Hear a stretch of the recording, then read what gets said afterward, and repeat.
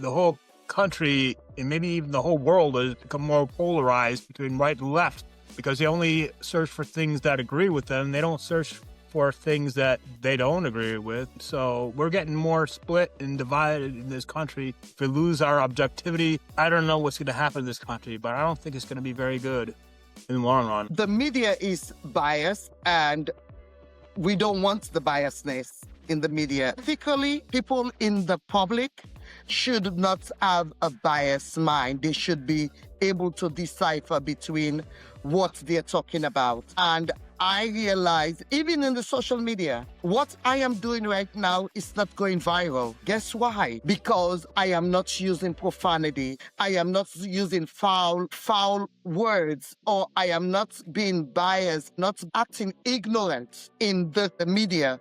But you know what I say? I am going to keep what I want to do, because my integrity comes first in what I am doing, not what the media is captivated with.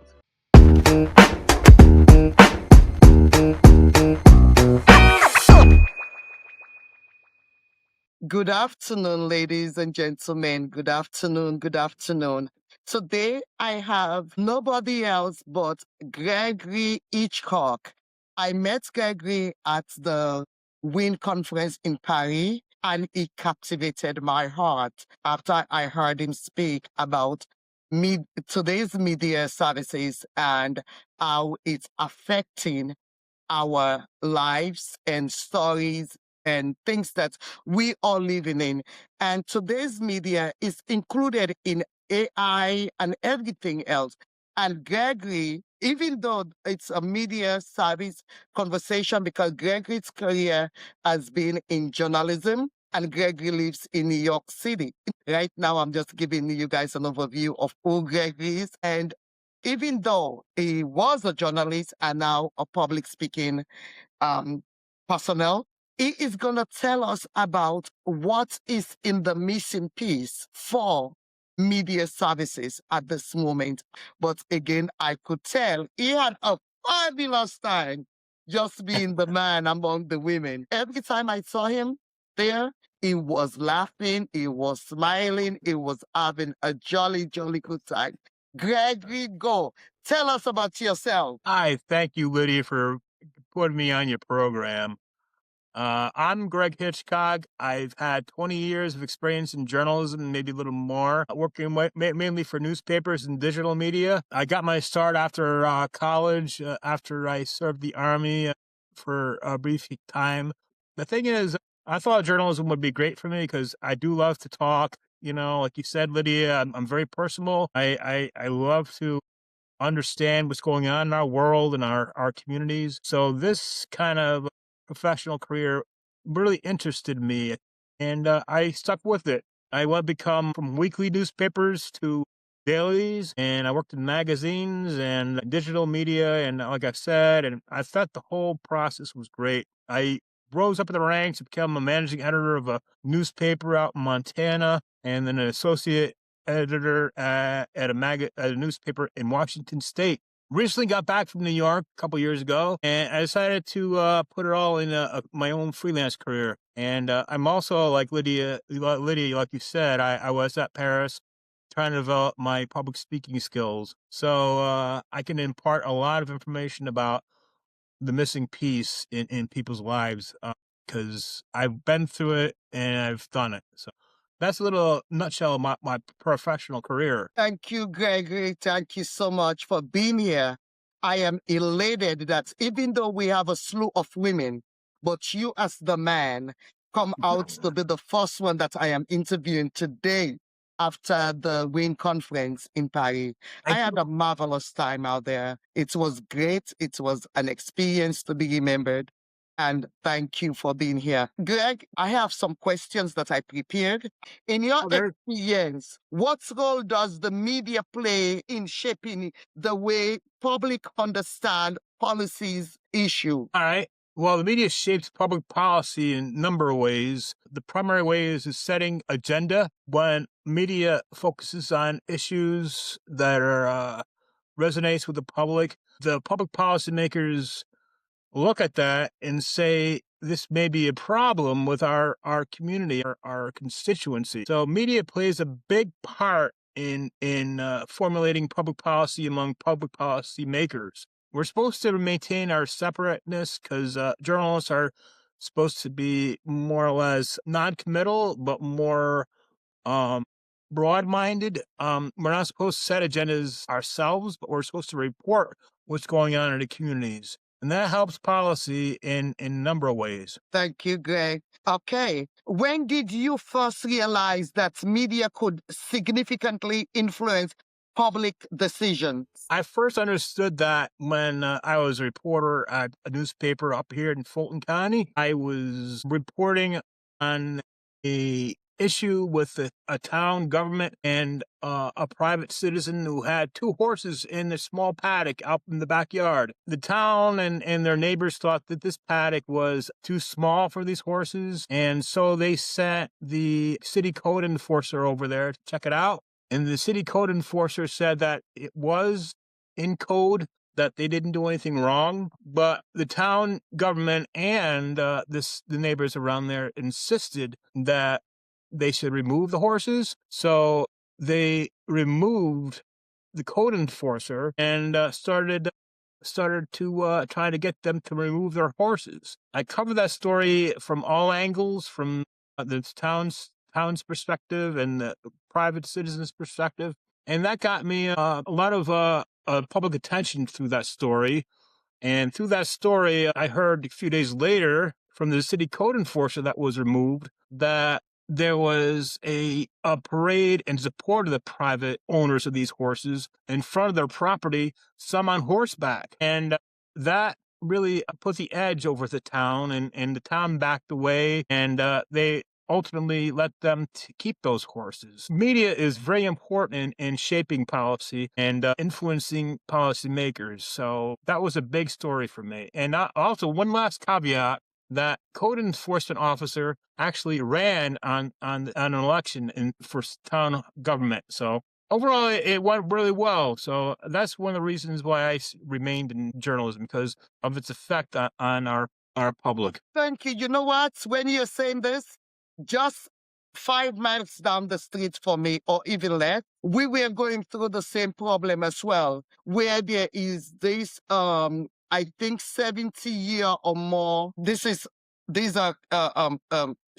what they call castle rearing with cows and sheep, and this property has been in this family for more than 70 years or more. This place now is no longer a residential area. It's now more industrial, and they have all these big industrial buildings and everything. So these people are lobbying with Cranberry Township, and because I live in Monroe, it's just Cranberry Township.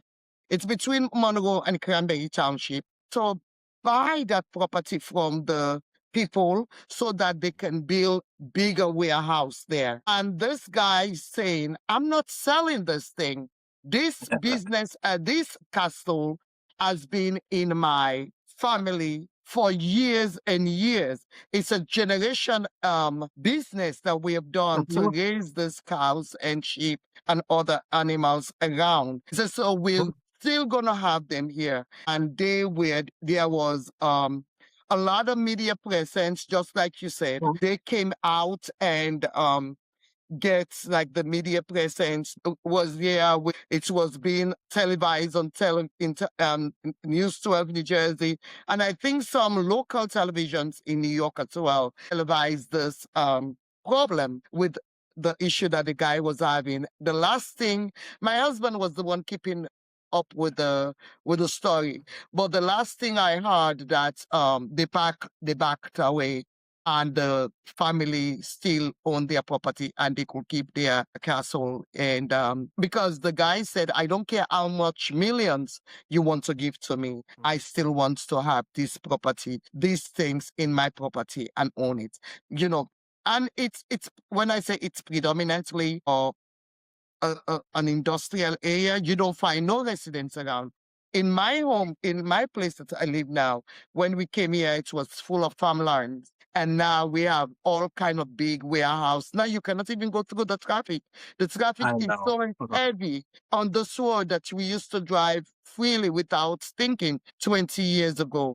Now you cannot even go by it because the warehouse and the trucks and the things, it's so much in this area Mhm. now. Yes, so what you said just now resonated a lot with what is going on in similar contexts in my neighborhood as well. It's hard to balance urban development with preserving our rural areas. So it is a problem all over, especially here, including here in New York. So, and it's probably everywhere, because it's a problem. That's why the media has to step in there and tell the story, tell their story. So, yeah, thank you for sharing that.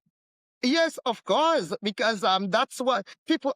I am a public. I have a master's degree in public administration.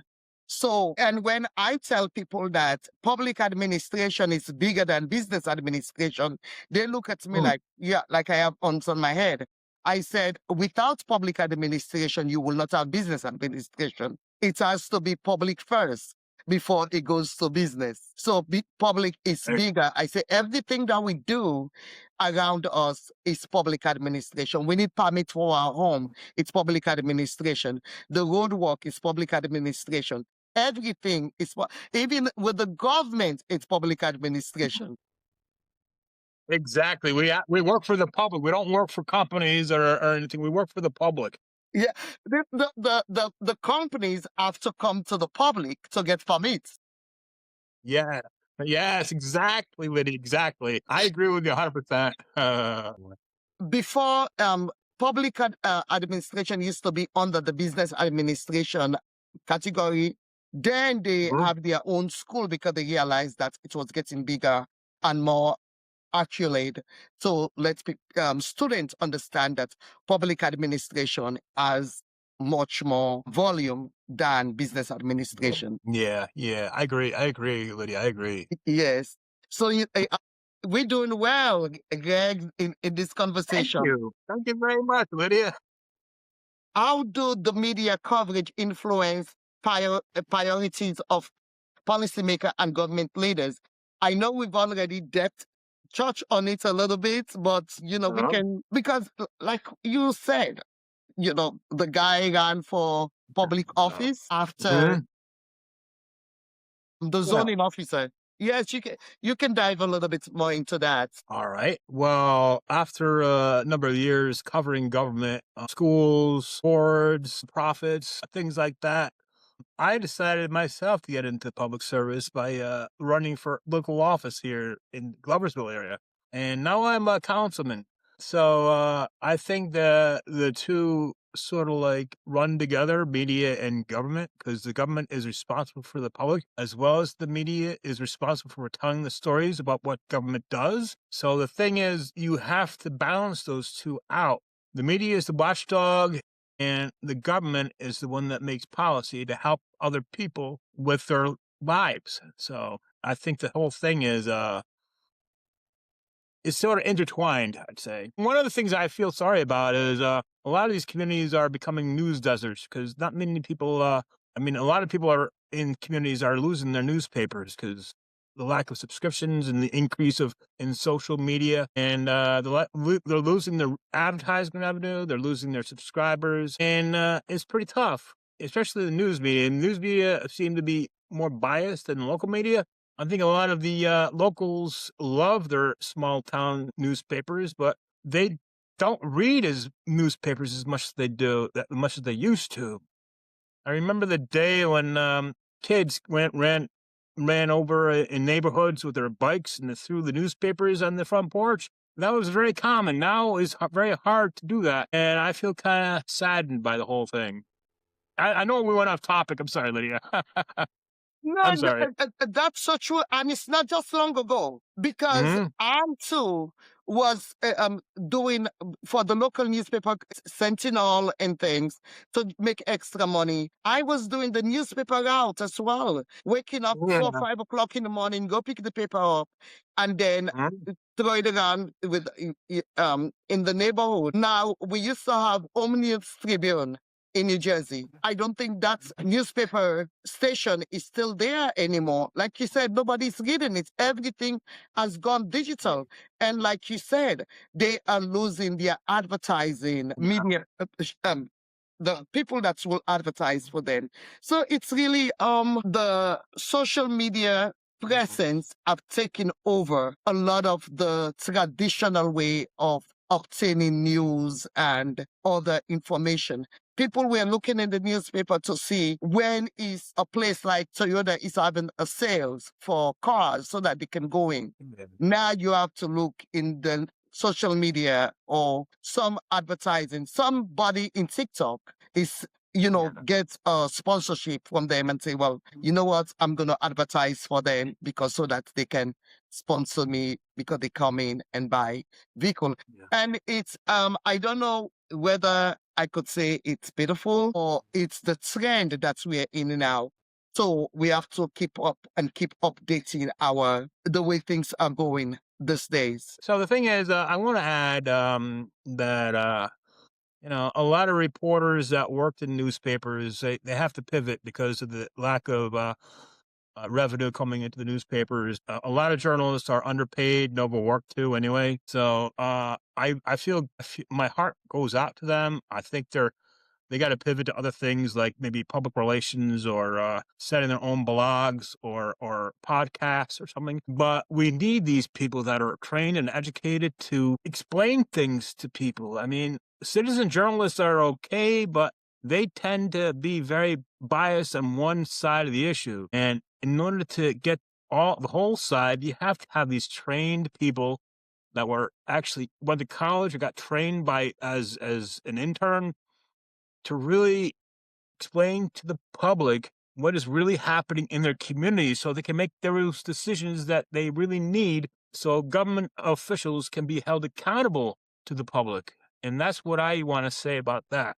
Yes, and you're so right because the media is biased and we don't want the biasness in the media because it's uh, um, ethically, people in the public should not have a biased mind. They should be able to decipher between what they're talking about. And I realize, even in the social media, what I am doing right now is not going viral. Guess why? Because I am not using profanity.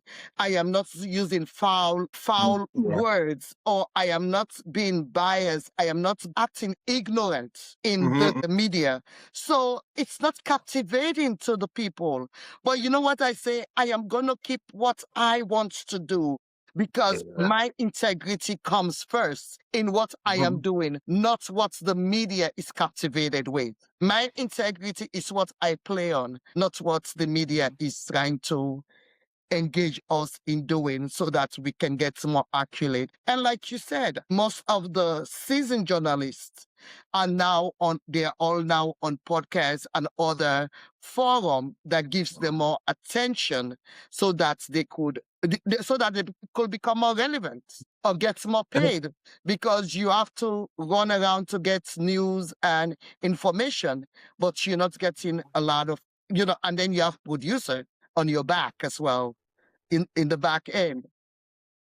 That's why the whole country and maybe even the whole world has become more polarized between right and left because they only search for things that agree with them. They don't search for things that they don't agree with. So we're getting more split and divided in this country day after day. If this continues, if we lose our legacy media, if we lose our objectivity, I don't know what's going to happen to this country, but I don't think it's going to be very good in the long run. Well, I don't like to get into politics because, Yeah.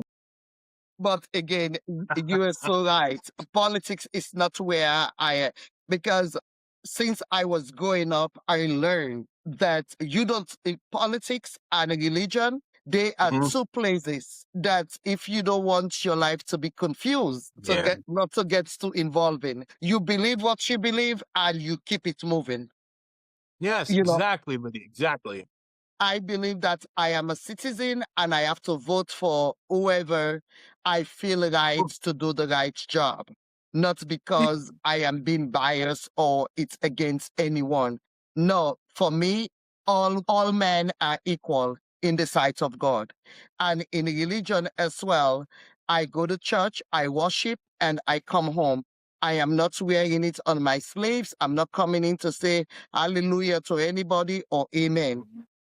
I said hallelujah and pray the way I want to. And I respect each and everyone's religious preference, because it's not because I am a Christian that means I am gonna go to heaven. If someone who is not a Christian is doing everything righteously in the sight of God, is that Mhm. person still not going to heaven? So that's the reason why I don't get into religion and politics. I stay with what I believe in. And Well, I that's love good. everyone, regardless of Mhm. who they are and what religious preference they are, or what political affiliations they are with, because we are all human beings. I work for mankind. That's what we should be doing. This country, like I said, is coming to very devices, not only in politics, but in religion, in anything that they believe in. We have to have a more moderate voice in our communities. We have to have more dispassion in our conversations in order to appreciate others of other thinking and other opinions and stuff. But this whole lack of legacy media and objectivity and more fractionalism is really dividing us, and we're not accepting other people because of that, and it makes me very sad. I know, but it is what it is. We are we. We can change who we are, but we cannot change other people. We can try to influence them, Yeah. but how far are you going in your influence, in influencing others?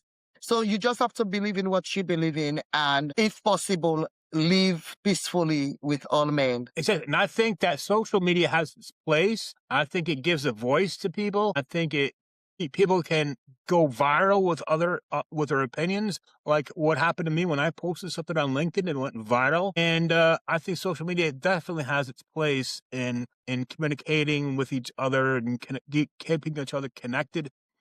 But I think the whole thing has its pros and its cons, Lydia. It has its pros and cons in that digital technology. Of course, it has its pros and cons, and we when I was out in public area, when we went to the Eiffel Tower, and Hmm. my daughter and I were recording things that were going on, and we were having a jolly good time out there. And I realized that there were people hiding in the bottom of my camera because they don't want to be seen in my Oh. picture. And again, that's what social media has changed for us. You and I grew up in the era where we could do anything outside in the public and nobody will know. But these days, unconsciously, you might fall into someone's picture unknowingly. Publicly, you can.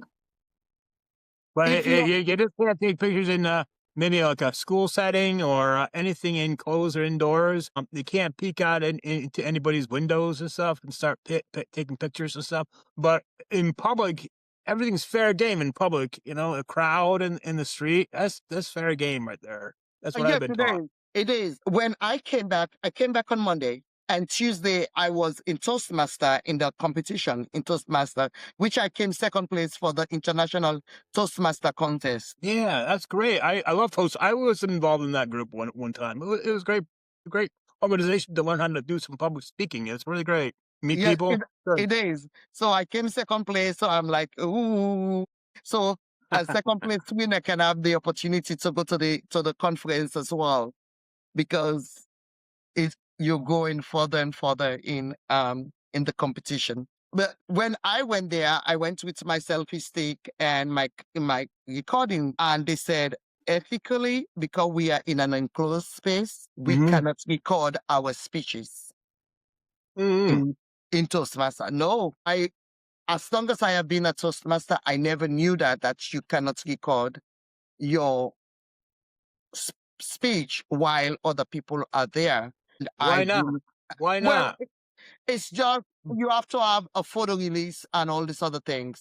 You have Oh. to ask permission. Even with the building that we were in, you have to ask permission from the building authority to say whether they are building the picture of the space could be outside. Maybe they don't want that picture to be out in public of the Did you space. know So when we were in Paris last, there are a lot of people in our conference room that were recording the speeches and stuff, but maybe they had it's a permission to do different that. situation. It is a different situation in Paris because automatically we signed a photo release form to say Oh yeah. we're going to Mhm. take pictures. People are going to take pictures, and people want their photos and things Oh, outside. But it's a different situation rather with Toastmaster. Toastmaster is old school. okay. Mhm. Yes, Toastmasters is old school. So I know that eventually they're gonna catch up with the way media is right now because you will have some of the younger ones who will protest and say, I want to hear my speech or put it out in public so that I could get. Yeah. I hope so. I hope so, because that's where you get learn from your speeches by having it recorded. You can watch it over again, right? Yes, oh of course, that's why we're here. Mhm. We listen to it, we learn from it. When I was before I went to the speak in Paris on the 4th of Mhm. March. I recorded my speech so many times in the room. My daughter was there. She was recording me. I speak and I Oh. talk. And then I was like, and then I studied. You gotta get rid of those ums and those ahs and those stutters, right? Yeah, I studied a whole lot and recorded myself. And then I said, you know what? I am just going to go out there and be myself. And Awesome. Mhm. because when you're sitting down and you're studying, every time you record, there is something that like, oh my God, I'm not getting this. But went out there and record myself. And it was, again, part of the media. When I Yeah. walk through the room and I speak to someone and someone will say, oh, they told me about you. They told me about your speech. Have you met Lydia? Have you met Uh, this person?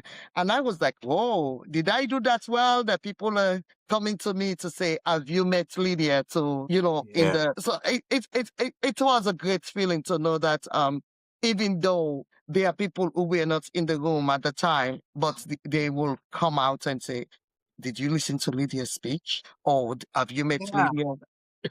And you are one of the girls, one of the ladies, and she's going to come on next week. She sends my information immediately to our family. They also are doing like going around and do speeches and Right. things in different countries. He said, I sent your information to my family so that they can reach out to you to see whether you can join them at their own conference. So this is word of mouth. Word of mouth. Yeah. I think if you get a recording and you share it publicly and you get a lot of feedback, it validates your work that you put in. I Of mean, not course. only to yourself, but to others. So I think that having it shared is really good for validating your speech and what you said in that speech. So I agree with you 100%, Lydia, on that. Yes. Okay. Let's talk about ethics and the All right. responsibilities in media. And let's see what ethics have done. How do misinformation and bias narrative affect public policy decision? We've talked about it. We've already Yeah. talked about it. You see, All right. Well, negativity and bias in media affects public policy in a wrong way. As a trained journalist myself, I always have to fact check information, me or my editors that I work with. I always have to make sure that the names are right, spelled right. For instance, when I was interviewing some young woman about something that her child was involved in. I assumed her last name was the same as the last name of her son. Unfortunately, I didn't do the due diligence I should have, and her name was completely different from her son because she got remarried, and her name was totally different. She called me in the newsroom and explained what her last name was. I felt so, out of place that I apologized. And from then on, I remember to not only get the name right, but how to spell that name right. Because a lot of names are spelled differently or they're spelled very, you know, things that are not pronounced right. You got to get that name right. And so media bias, and it's not like media bias, it's more like mistakes that journalists make. You have to really know the material. You really have to research that topic before you go on the interview. and know exactly, not exactly, but somewhat of what you're going to be talking about. So that's really important too to any interviewer is know your topic and get those names right for sure. I know, get those names. Well, the thing is, teachers does it a lot. Yeah, Teachers, they do that a whole lot yeah. because my nephew was with me here. And when the teacher will call for my nephew, who has totally different name for me, they will call for Mrs. Kamara. But yeah, I mean, this whole journalism career has been great. I learned a lot from it. I learned how to talk to people. I learned how to be more curious and inquisitive about life. It's been just a great ride for me. I've interviewed so many people and wrote stories, so many stories that I've grown from that experience. I really have grown from my experience. So I appreciate my career in journalism. I appreciate all the opportunities I've had. And this role in Paris is as doing a speech in one of the biggest cities in the world was just topping on the cake. So I really appreciate all these opportunities I've had, Lydia. That's wonderful. That's wonderful. So, what impact, what advice would you give to individuals or organizations trying to advocate change through media exposure? Well, I would suggest a few things to gain exposure for media, for people that are advocates. First of all, develop that relationship with that journalist. Develop that relationship with the editor or the producer of that show or the reporter that's covering that beat, and get on good terms with him or her. Secondly, I would make sure that the stories that you want to disseminate into the media are relevant and people want to know about it.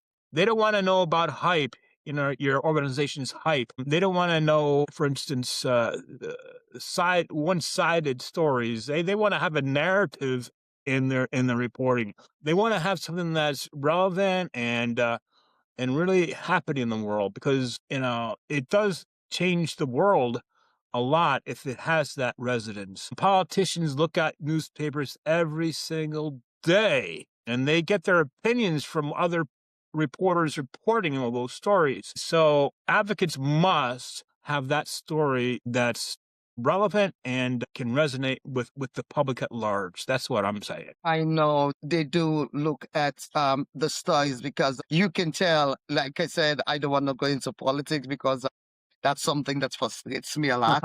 But let me say this, having knowledge about what goes on in politics make one look intelligent and know that they are, involved. They're not involved, but they are on top of what is going on, what is going on around their surrounding, rather than be completely oblivious about what is going on and just being there and saying, I don't know, I don't care. And there is some kind of care that we have that because it's affecting us. Right.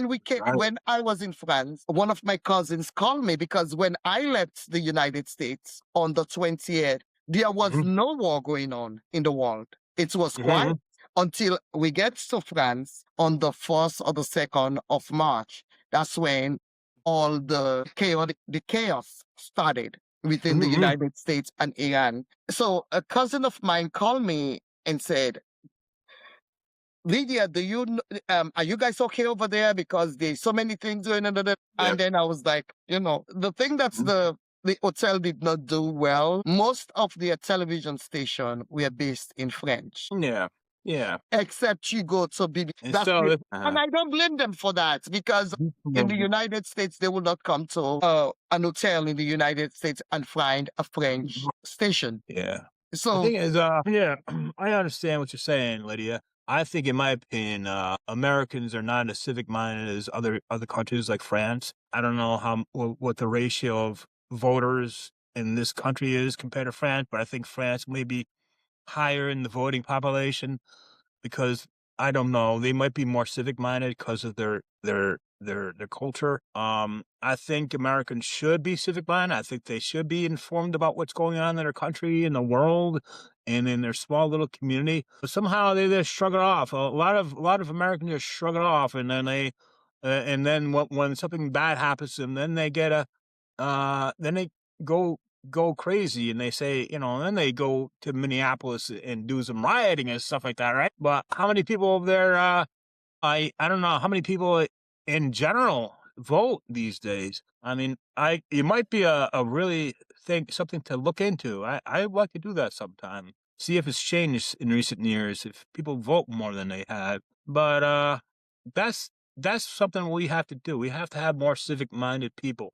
We have to have them volunteering more in their organizations like the Boy Scouts or NAMI or even running for office. We got to have more people that are really intelligent and brave to run for office. Office is very hard to maintain because you're in the center of the light there, and people are looking at you all the time. And you hear a lot of complaints. You don't hear many good things that they do. So I think that people should be very, very civic minded in their communities and their country. That's all I have to say about that, Lydia. Yeah, well, look at is going on with the conference. And Yeah. are you in the WhatsApp group that's the people are complaining? Hmm. How many volunteers do they have to help those people?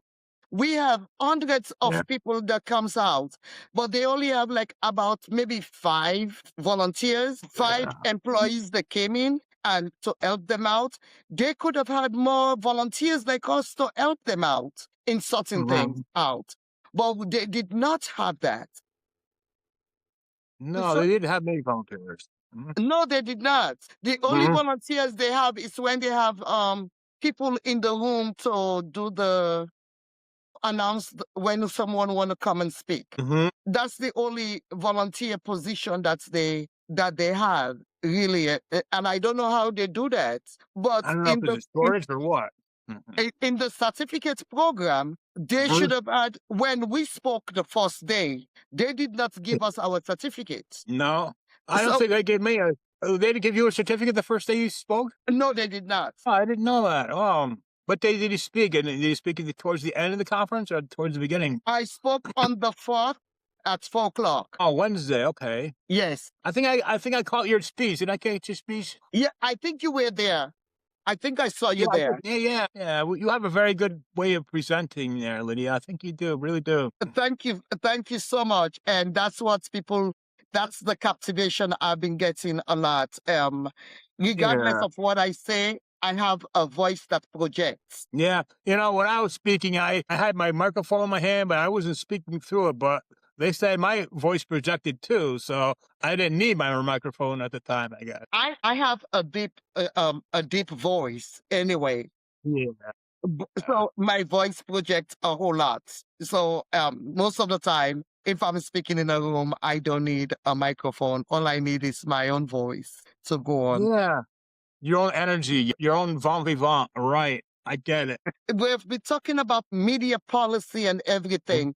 Give me a little bit about your missing piece, Greg, while we coming to the Mm. closing. A little bit My about missing. your missing piece. Why you think that what is a missing piece? Your missing piece may be anything. It does not have to be losing a limb like I am. Mhm. It could be anything in your life. I'll confess to you, Lydia, my missing piece is my mental health. My mental health. When I was in the army, I was hearing voices. I was paranoid. And then eventually, I was diagnosed with schizophrenia, which was very frightening to me at the time. At the time, not anymore, but at the time, it was very frightening. I thought my life was over. I thought I couldn't contribute anymore because of my mental illness. And even when I went to journalism, I got some sort of fear that people wouldn't trust anybody with a mental health condition because they might think that I wasn't as clear or as understanding as other people without mental illness. That was my missing piece, but I actually filled that in by my confidence, my self affirmations, and the people I met along the way that told their stories of trials and tribulations and how they overcame them. Oh, that missing piece was with me for quite a while, and now I've gotten to the point where I accept who I am, self affirm whoever I am in any situation, and you have to have that. You have to have that confidence in yourself that you can do good, that you can serve, that you can contribute. And that's what drives me to do my work, that I want to contribute to the people that have missing pieces, that don't have a voice just yet. I want to be able to share their stories with the world so people can understand what they're coming from and help them eventually, maybe help them. It'll be a much better world if we did that. That's what I want to say, Lydia. Oh, that's wonderful. That's wonderful because in life, we all have that missing piece in our Yeah. lives. And so when I tell people about the missing piece, they always thought it's a missing piece. You miss a little fingernail, no, or a toenail. But we all have a missing piece. And your Mm-hmm. missing piece is your mental health. And now you creating something for yourself so that you'll be Mm-hmm. able to control that part of your missing piece so it does not exacerbate to where you will be hospitalized and become kind of suicidal. You're putting yourself in the midst of people who are going to rehabilitate you in a different way. Like Mm-hmm. we mentioned, when we sit down in that conference, regardless of who is talking or what we find to be dry or boring or more, over the top or whatever, we all walk out there with something from someone. There Yeah. is a missing piece in in everyone's presentation. I know this. Yeah, man. Yeah. And that with programs like yours, it'll illuminate that we all go through things, but we all come out on top. A lot of us come up on top. And I think that a lot of people want that feeling. And I really think that your program is helping other people. Thank you, Lydia. Thank you very much. And that's the reason why I created this program because it does not help others, it's also helping me. Yeah. Where would I have been if I am not talking to someone like you, somebody else, other people? Where would I have been? For somebody to Mm-hmm. come out and say, congratulations for what you're Yeah. doing. It Mm-hmm. creates a different aura to say, my missing hand, and Mm-hmm. I have a slew of missing pieces in my life. Mm-hmm. Yeah. It's, God puts you in the world for something. God places you in the world to do whatever you can do in this world to make it a better world. That's what I believe in. thank you so No much, matter what, Gregory. no matter what, no matter what. In closing, what do you want to leave with me right now? In closing, I want to say, believe in who you are. That's my speech that I took away from Paris, that I spoke in Paris. Believe in yourself, believe in others, and believe in your mission. No matter what that mission is, believe in it, and it'll happen. That's all. Yes, believe in it. It will definitely happen. Thank you so much, Gregory. Thank you for your time. Thank you so much. Thank you. Oh. Thank you very much for being here. Thank you for your support.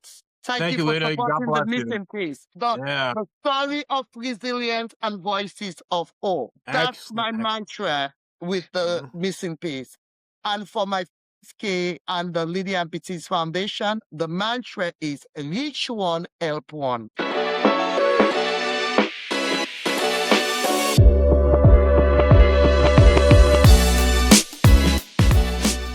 Thanks for tuning in into The Missing Piece. Don't forget to follow, subscribe, and leave a review. Your support helps us reach more listeners and amplify more voices.